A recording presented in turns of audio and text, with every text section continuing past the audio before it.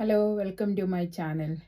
ഇന്ന് ഞാൻ പറയാൻ ഉദ്ദേശിക്കുന്നത് UK കുറച്ച് ന്യൂസ് അപ്ഡേറ്റ്സ്, ഇമിഗ്രേഷൻ്റെ കാര്യങ്ങളൊക്കെ അങ്ങനെയുള്ള കുറച്ച് കാര്യങ്ങളാണ് പറയാൻ ഉദ്ദേശിക്കുന്നത്. ഒന്നാമത്തെ കാര്യം, നമ്മുടെ ഇംഗ്ലീഷ് ലാംഗ്വേജ് ടെസ്റ്റ് IELTS അല്ലെങ്കിൽ OET ഒക്കെ അതിനകത്ത് കുറച്ച് ഒത്തിരി ഇങ്ങനെ കംപ്ലയിൻസ് ഒക്കെ വരുന്നുണ്ട്. ഒത്തിരി വ്യാജ സർട്ടിഫിക്കറ്റുകളൊക്കെ ഉണ്ടെന്നുള്ള കാരണം കൊണ്ടാണ് ഹോം ഓഫീസ് ഡയറക്റ്റായിട്ട് ഈ എക്സാമൊക്കെ നടത്താനുള്ള ഒരു പ്ലാന് വരുന്നുണ്ട്.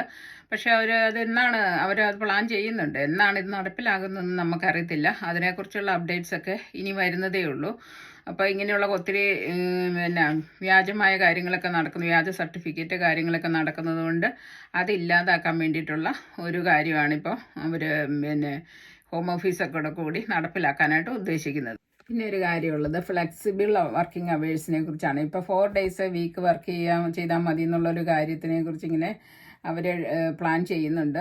അതിപ്പോൾ നിർബന്ധമായിട്ട് നമ്മൾ 4 days തന്നെ ചെയ്യണമെന്നില്ല. അതൊരു ഫ്ലെക്സിബിളായിട്ട് ചെയ്യാമെന്നുള്ളതാണ്. നമുക്ക് 4 days ചെയ്താൽ മതിയെങ്കിൽ അങ്ങനെയുള്ള അവേഴ്സ്, അത് 10 hours 12 hours അങ്ങനെയൊക്കെ ആക്കി മാറ്റിയെടുത്ത് എംപ്ലോയർ നമുക്കത് അഡ്ജസ്റ്റ് ചെയ്ത് തരണം. നമുക്കിപ്പോൾ അങ്ങനെ വേണമെന്നുണ്ടെങ്കിൽ നമുക്കത് എംപ്ലോയറിനോട് ആവശ്യപ്പെടാം, റിക്വസ്റ്റ് ചെയ്യാം, അവരത് അഡ്ജസ്റ്റ് ചെയ്ത് തരണം. അതായത് മോർ വർക്കേഴ്സ് ഫ്രണ്ട്ലി ആയിട്ടുള്ള ഒരു കാര്യമാണ് ഗവൺമെൻറ് തീരുമാനിക്കുന്നത്. അപ്പോൾ അങ്ങനെ നമ്മളെ നിർബന്ധിതരായിട്ട് അങ്ങനെ ചെയ്യിപ്പിക്കില്ല. അത് നമുക്ക് ഫ്ലെക്സിബിളായിട്ട് നമുക്ക് വേണമെങ്കിൽ അങ്ങനെ ചെയ്യാമെന്നുള്ളതാണ് പറയുന്നത്.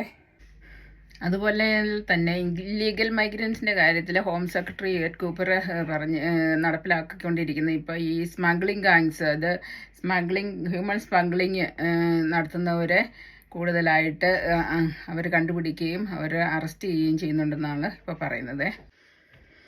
അപ്പോൾ ഇത്രയൊക്കെയാണ് ഇന്നത്തെ അപ്ഡേറ്റ്സ്. ഇനി അടുത്ത വീഡിയോയുമായി വരുന്നവരെ എല്ലാവർക്കും ബൈ.